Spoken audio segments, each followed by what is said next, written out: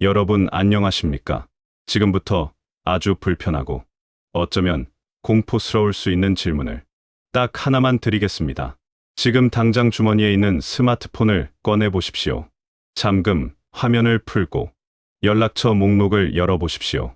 자, 이제 검색창에 가족을 제외하고 오늘 저녁 당장 소주 한잔 하자고 아무런 용건 없이 전화할 수 있는 친구, 묻지도 따지지도 않고 나와줄 친구가 과연 몇 명이나 되는지 세어보십시오. 회사 동료는 안 됩니다. 업무로 얽힌 거래처 사람도 안 됩니다. 오로지 인간 대 인간으로 만날 수 있는 사람. 과연 몇 명입니까?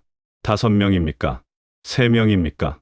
아니면 혹시 0명입니까? 만약 손가락으로 꼽을 사람이 없다면, 혹은 머뭇거리게 된다면 경고합니다. 당신은 지금 위험합니다. 단순히 외로운 게 아닙니다. 당신은 지금 사회적 파산 직전입니다. 통장에 돈이 없는 건 경제적 위기입니다. 하지만 주변에 사람이 없는 건 인생의 부도입니다. 우리는 이것을 고독사 예비군이라고 부릅니다. 1997년 IMF 외환위기 때 수많은 기업이 부도가 났습니다. 준비 없이 빚만 잔뜩 졌던 기업들은 하루아침에 문을 닫고 공중분해됐습니다. 하지만 현금을 보유하고 탄탄하게 준비했던 기업들은 그 위기를 기회로 삼아 더 큰 부자가 됐습니다. 인생도 똑같습니다. 은퇴라는 거대한 인생의 IMF가 닥쳐오고 있습니다. 준비된 사람은 제2의 전성기를 맞이하지만 대책 없는 사람은 차가운 방구석에서 홀로 비참한 최후를 맞이하게 될 겁니다. 오늘 이 영상은 단순한 위로가 아닙니다. 2035년 당신이 맞이하게 될지 모르는 끔찍한 미래를 미리 보여드리는 생존 시뮬레이션입니다. 준비되셨습니까? 그럼 지금부터 당신의 사회적 자산을 점검해 보겠습니다. 지금 대한민국 50, 60세대 남성들에게 빨간 불이 켜졌습니다. 그것도 하나가 아니라 3개나 켜졌습니다. 사회적 파산을 알리는 강력한 경고등입니다. 첫 번째 경고등은 명함이라는 환각입니다. 남자들은 평생을 회사라는 조직 속에서 살아갑니다. 김, 부장, 박, 상무, 이 이사. 그 직함이 곧 내 이름이고 내 존재라고 착각합니다. 내가 거래처 사장에게 전화하면 그들이 굽신거리는 게 나 김철수가 좋아서 그러는 줄 압니다. 천만의 말씀입니다. 그들은 당신 뒤에 있는 회사의 간판을 보고 고개를 숙인 겁니다. 하지만 당신은 그게 내 능력이고 내 인맥이라고 착각합니다. 휴대폰에 저장된 1000개의 전화번호, 그중 900개는 당신이 회사를 그만두는 순간 삭제될 허수들입니다. 그걸 내 자산이라고 믿고 있는 순간 당신은 이미 부도난 수표를 쥐고 있는 겁니다. 두 번째 경고등은 가정 내 고립입니다. 평생 처자식 먹여 살리느라 뼈 빠지게 일했습니다. 야근하고 주말에 골프 접대 나가고 그게 다 가족을 위해서라고 믿었습니다. 하지만 은퇴를 앞둔 지금 집 안에서 당신의 자리는 어디입니까? 아내는 당신이 밥 달라고 할까봐 무서워합니다. 자식들은 아빠와 눈 마주치는 걸 피합니다. 거실, 소파는 당신의 지정석이 되었지만 사실 그곳은 가족들의 통행을 방해하는 장애물일 뿐입니다.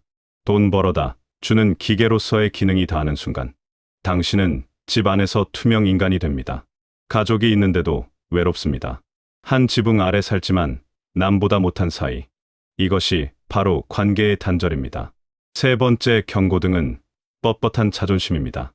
은퇴하고 나면 계급장이 떨어집니다. 동네 아저씨가 되는 겁니다. 그런데 아직도 왕년의 부장님인 줄 압니다.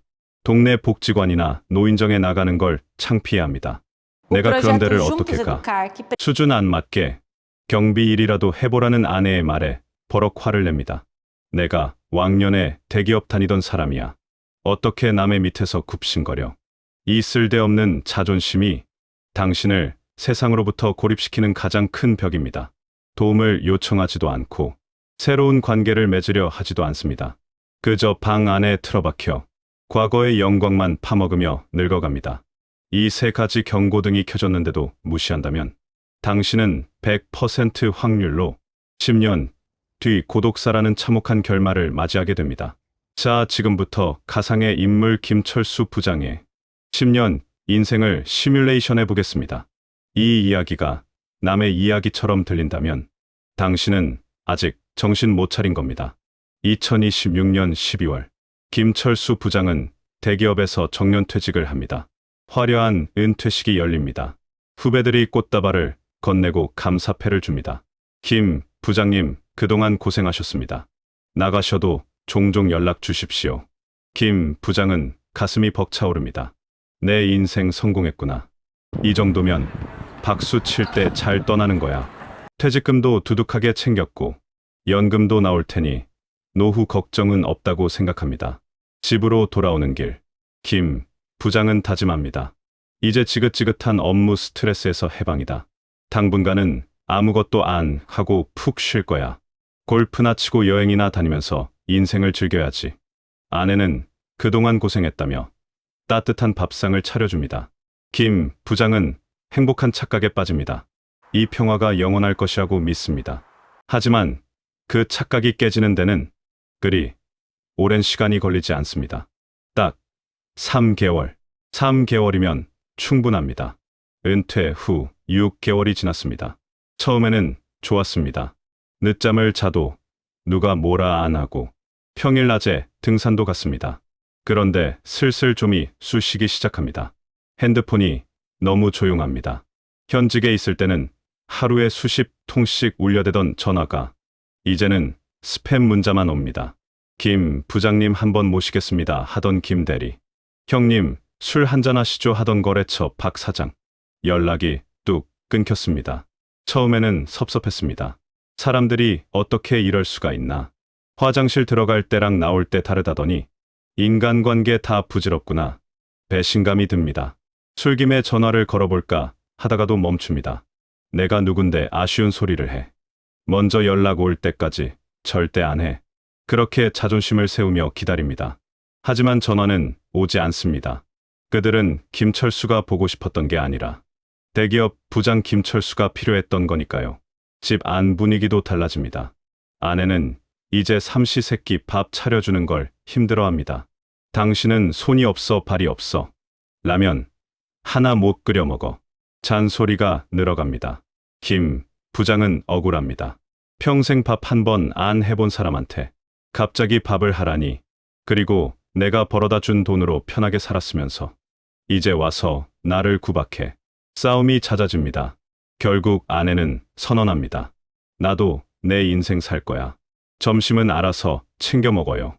아내는 문화센터다 동창회다 하며 밖으로 돕니다. 텅 빈 거실에 김 부장 혼자 남습니다. 텔레비전 리모컨만 만지작거립니다. 말할 사람이 없습니다. 입에서 단내가 날 지경입니다. 하루 종일 한마디도 안 하는 날이 늘어갑니다. 고독이라는 놈이 서서히 김 부장의 목을 조여오기 시작합니다. 은퇴 2년 차. 김 부장은 이제 완전히 고립되었습니다. 아내와는 각방을 씁니다. 한 집에 살지만 대화가 없습니다. 필요한 말은 카카오톡 메시지로만 주고받습니다. 밥솥에 밥 있어요. 세탁소에 옷 좀 찾아와요. 철저한 타인이 되었습니다. 김 부장은 동네 밖으로 나가지 않습니다. 가끔 아파트 단지를 거닐다가도 양복 입고 출근하는 또래 남자들을 보면 황급히 고개를 돌립니다. 자신의 초라한 모습이 들킬까 봐 겁이 납니다. 동네 경비원이 인사를 해도 받아주지 않습니다. 자격지심입니다. 김 부장의 유일한 친구는 술입니다. 편의점에서 사온 4캔만 원짜리 맥주, 그리고 초록색 소주병이 친구가 되어줍니다. 술을 마시면 기분이 좀 나아집니다. 왕년에 잘 나가던 시절이 떠오릅니다. 그래, 내가 누군데. 내가 대한민국 경제를 이끌던 주역이야. 혼잣말이 늘어갑니다. 취기가 오르면 용기가 생겨 옛 동료들에게 전화를 겁니다. 하지만 대부분 받지 않거나 건성으로 대답하고 끊습니다. 부장님, 제가 지금 회의 중이라서요. 나중에 전화 드릴게요. 물론 나중은 영원히 오지 않습니다.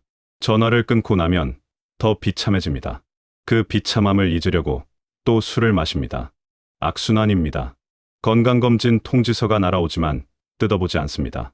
몸이 예전 같지 않다는 걸 느끼지만 병원 갈 돈도 아깝고 귀찮습니다. 그렇게 몸과 마음이 동시에 병들어갑니다. 은퇴 6년 차. 이제 김 씨는 동네에서도 유령 취급을 받습니다.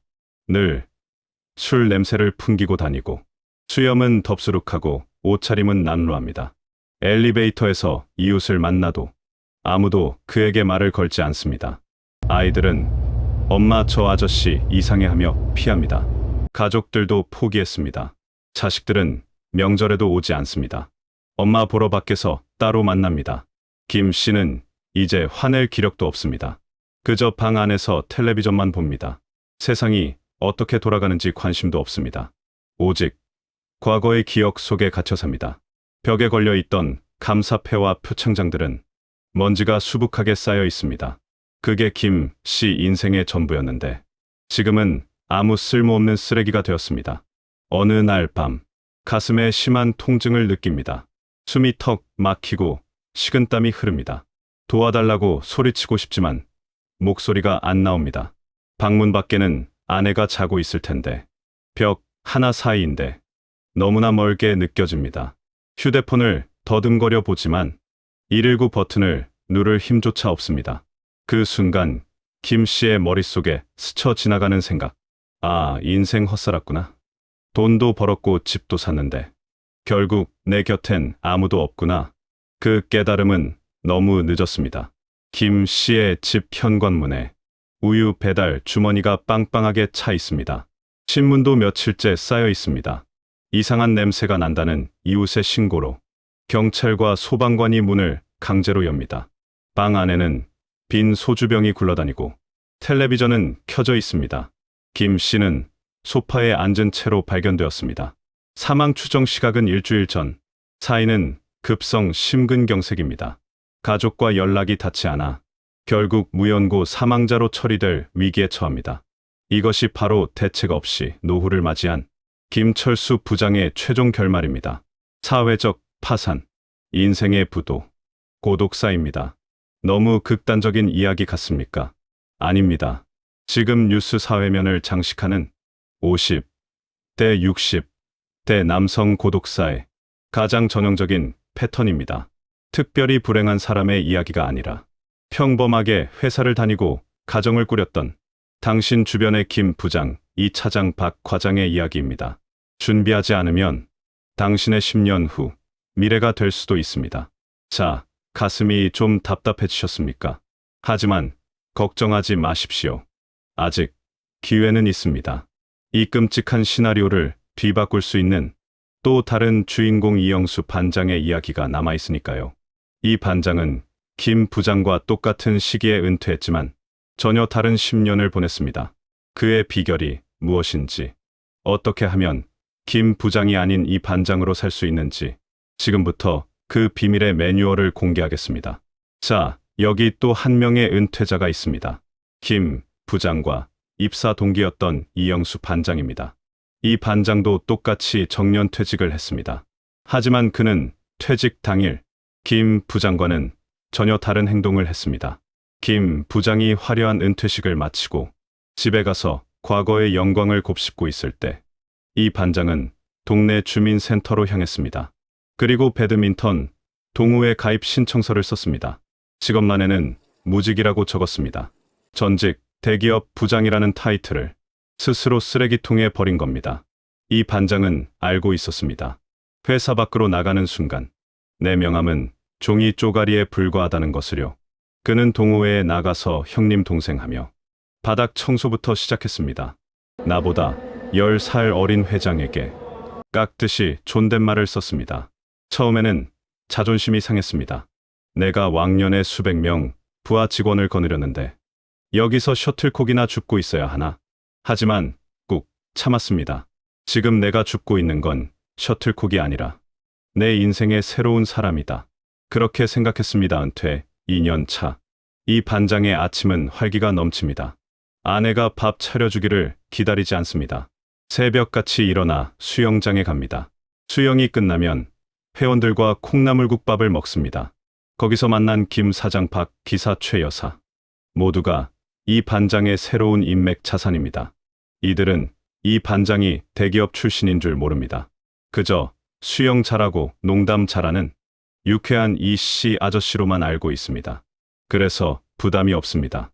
언제든 전화해서 형님, 오늘 막걸리 한잔 하시죠. 편하게 부를 수 있습니다. 이것이 바로 관계의 유동성입니다. 김 부장이 옛 동료들의 전화를 기다리며 말라 비틀어져 갈 때 이 반장은 하루에도 수십 통의 전화가 옵니다. 심심할 틈이 없습니다. 오후에는 아파트 경비 아르바이트를 합니다. 돈 때문이 아닙니다. 집에 있으면 아내 눈치나 보고 삼식이 취급받는 게 싫어서 나왔습니다. 경비복을 입고 주민들에게 먼저 인사합니다. 아이들에게는 사탕을 나눠주는 친절한 경비 할아버지가 되었습니다.